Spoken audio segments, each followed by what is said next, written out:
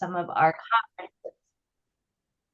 Yes, so please join us as you can become either a paid member or an unpaid member, whatever you would prefer.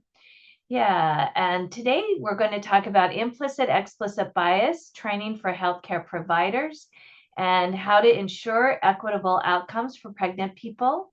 I don't have any disclosures I need to give, and just to be clear, the slides are owned by the Institute for Perinatal Quality Improvement. And if you want to use any of the slides, you can contact us at info@perinatalqi.org. Next slide. And what I'm going to go over today is talk about pregnancy-related mortality ratios based on race, ethnicity, also explore how racism affects maternal health outcomes, outline how the Speak Up Champion course, the course that we created, based on an acronym and mnemonic, the Speak Up acronym and mnemonic supports efforts to ensure perinatal equity. And then I'm also going to go over a case study to help us really explore how to ensure equitable birth outcomes.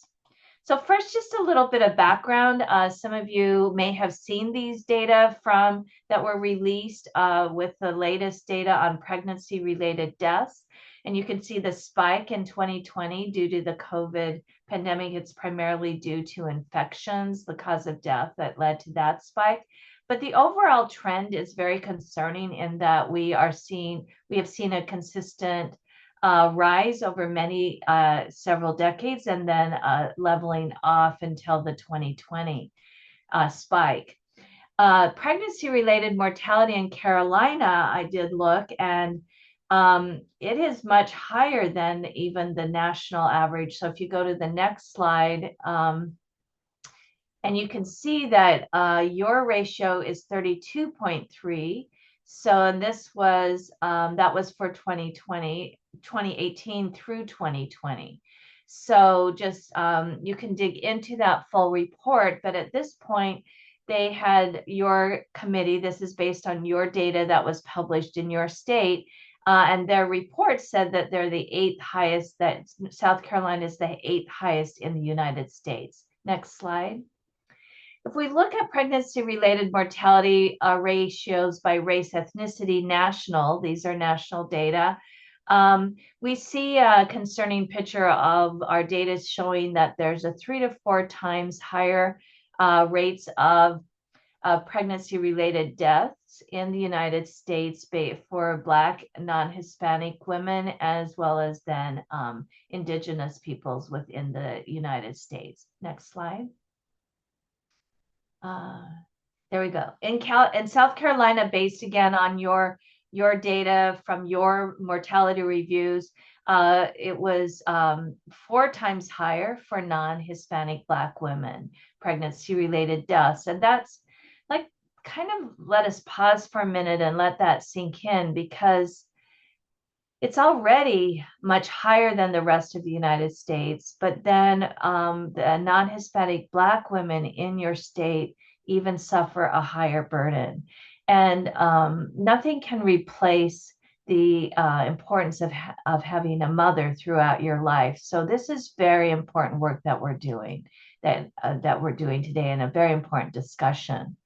We know from these data and from these reports that pregnant people suffer and die they suffer injuries, and they also die because they do not receive early, effective, and aggressive life-saving treatments. Next slide. But mortality is only the tip of the iceberg. For every maternal death, up to 100 women experience a potentially life-threatening condition during or after childbirth. And again, these are the non-Hispanic Black women suffer some of the highest burden in this area. Next slide. And this shows that there is high rates of severe maternal morbidity in the United States. We've had almost a 200% increase. Some of the states have seen even higher ratios and have shown racial disparities in severe maternal morbidity. I was unable to see South Carolina's specific data in this regard, but it is consistent across the United States that there is a racial division here in who suffers the most severe maternal morbidity. Next slide. So I think it is fair to say, and this quote sums it up, how one fares in the United States has been characterized by a racial division that begins at birth with disparities in healthcare. Next slide. So that brings us to why equity must be the goal of all healthcare decisions and actions. And this image helps us understand the difference between equity and equality. If you notice that there are in the equality image, and we'll hear a lot of confusion around these two terms, because people are like, well, we want to make sure everything's equal. And that comes from the right place, from the right desire. But equality isn't, you can see as this image points out, that just giving everybody the same level number of boxes doesn't mean that everyone would have the same access to the fruit in this instance, in this image. You can see that there's boxes off to the left, and this indicates that we're a very high resource country with a lot of options for and resources to distribute. And so how we equitably distribute in order to make sure that the purple person gets fruit that the tan person could get all the time, already had access to, means that the purple person needs more boxes than the tan person. And this isn't meaning that the tan person will get less fruit. It means that the purple person will be able to get fruit that the tan person always could have. Go back to that slide again. I want to also ask the question, we know in our Pledge of Allegiance, we say liberty and justice for all. So how would this image be changed if we were going to have it show justice? Anybody want to chime in on that? What would justice look like in this image? This is not our norm, but feel free to unmute yourself.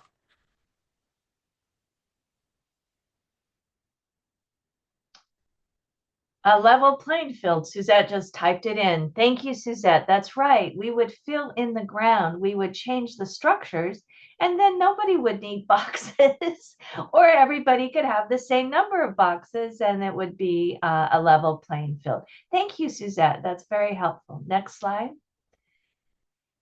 So now we're going to do the polling. So I have two polling questions, and we're going to ask both these questions at once, just to see, so I get a sense of where you're all coming from in this conversation. So the first, Rachel, are you, there you go. So please answer. Question number one is, are these racial disparities due to inherent physiologic or genetic differences among races? True or false? And number two, race is not biology. It is not based in genetics or science. True or false? It's just counting numbers. Thank you. It's perfect. Yeah, I see the changes. Thank you for everyone that is responding. We have, yeah, we just wait for a couple more responses.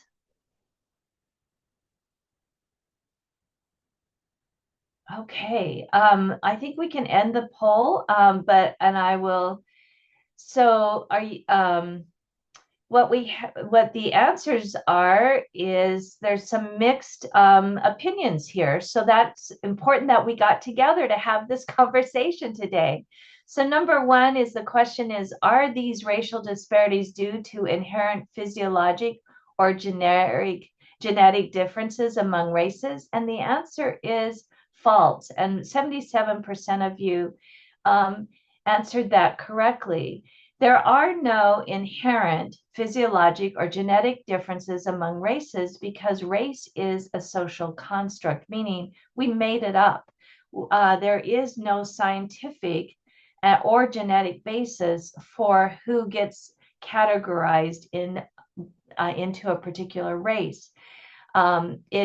in fact, racial categories have shifted over time. So, and I'll go over that a little bit more in just a couple more slides. Number two, race is not biology. It is not based in genetics or science. And that is true because, again, they were made up categories. They were categories that, that are now, if you go to the next slide, skip past the poll slides, and I'm going to go and because I'm sure some of you have some questions about that. So it is a myth that racial traits and that Black people have inherited racial traits and bad genes. In fact, there's no scientific basis for race. The concept of race is not grounded in genetics. There's no Black gene.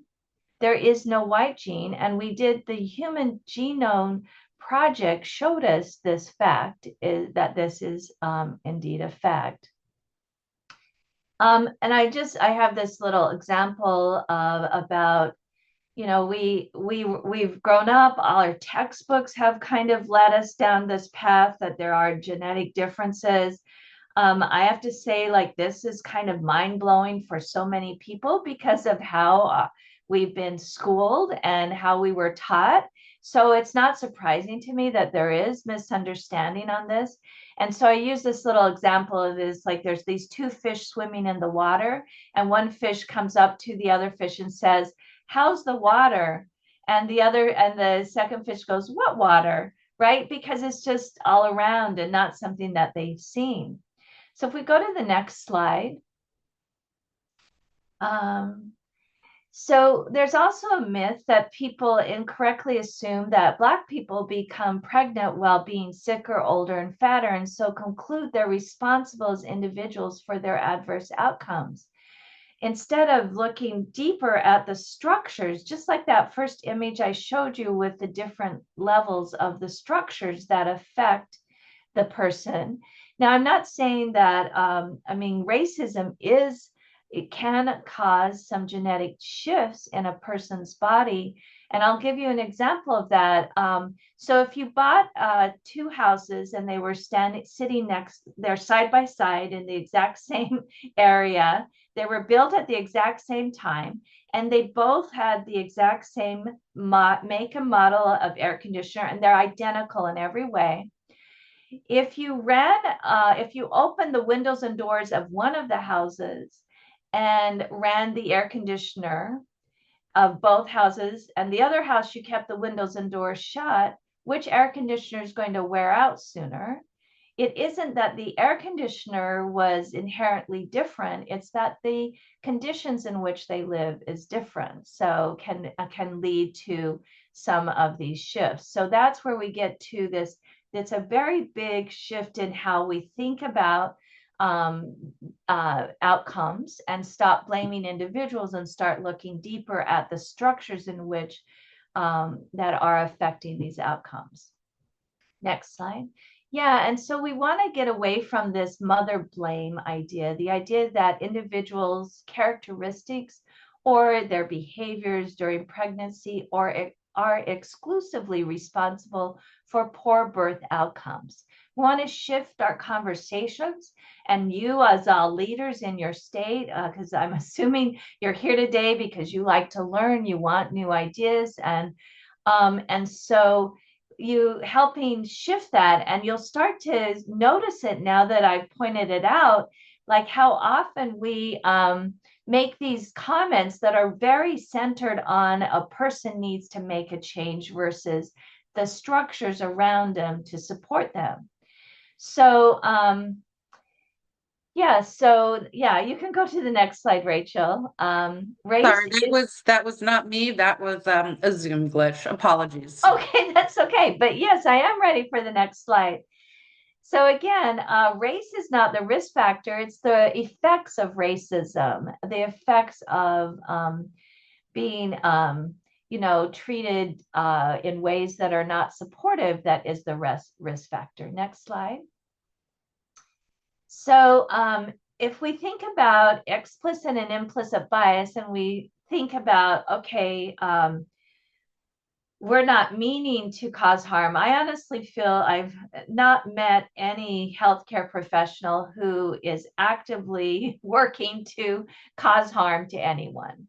But we all come to this work with our own individual experiences, and we have implicit biases. Some of those biases will be very explicit, and some are more implicit. And implicit simply means it's unconscious. The person doesn't mean to cause any kind of doesn't mean to cause any kind, treat anybody any differently, and wants to give equitable care. Explicit is where it's purposeful, it's due to the beliefs and attitudes, and they're like, this is just take me as I am, I'm not going to try to change, right? So we can have these biases based at different levels. We can have them as an institution, can have these biases individually mediated, and then individually internalized biases. So those are important for us all to be aware of. Next slide. And as my colleague and co-author of the Speak Up Champion course says, that there's no quality without equity and no equity without quality. We are working to really work to help people become aware of their implicit biases, because then that's how we start to change and shift our implicit biases. So we put together, next slide, the Speak Up course.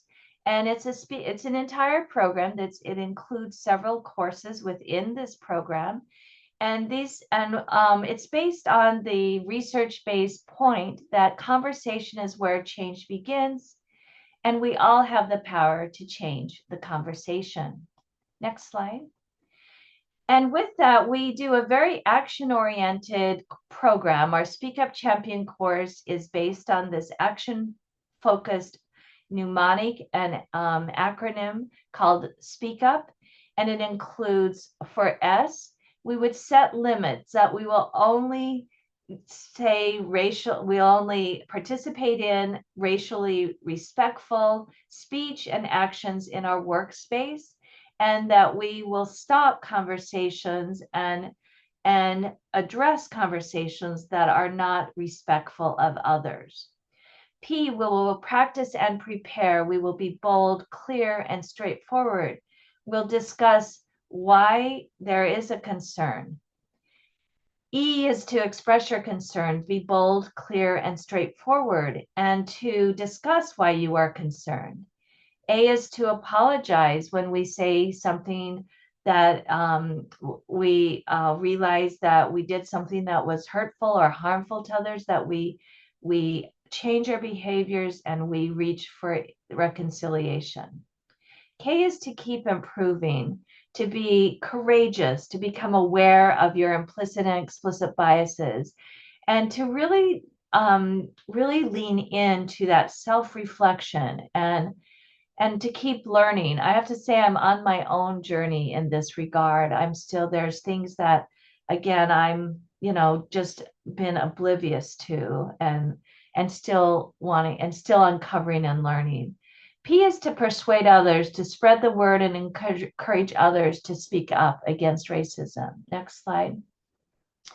This 8-hour Speak Up Champion course that we offer, we now have evaluation data. We've offered it over several years. And this shows this, we have a pre-survey and a post-survey. And we have shown that there's been improvements in knowledge, attitudes, and awareness from people who have taken our course, despite the fact that over 50% of the participants have had an implicit bias course 3 years prior to taking our course. And we found in the pre-survey, you can see that a lot of people, as many on the call today, didn't realize that that much of racial disparities is due to racism, but also that that race is not biology, it's not based in genetics or science. So this is a very common misunderstanding. Racial categories were created and accepted by society to label people for economic or political gain is another area that people have also expanded. And I will add at the last one, regularly see and hear situations where Black and or Indigenous people are treated with disrespect or worse also improved between the pre and post survey results. Next slide. Another key finding of our course is that people have changed their behaviors because we use a QI focused approach. We don't want people to leave feeling helpless and hopeless and guilty. We want people to feel like they have something they can contribute, something they can do to make a difference. And this is a few ideas of things that people say they want and plan to change in their behaviors. We have a post-implementation survey. It's showing that there were people who have made changes consistently since taking our course, changed their behaviors. Next slide.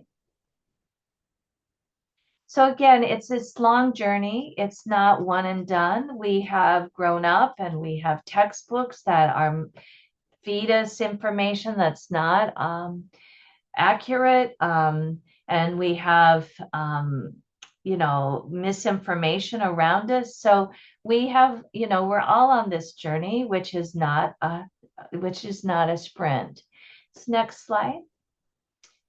So just wanting us to really, the big goal is for self-reflection and willingness to make personal change toward ensuring birth equity, and being here and willing to be engaged in a complex and conversation, which often can be triggering conversation, is a really amazing step that you all took to be with me today.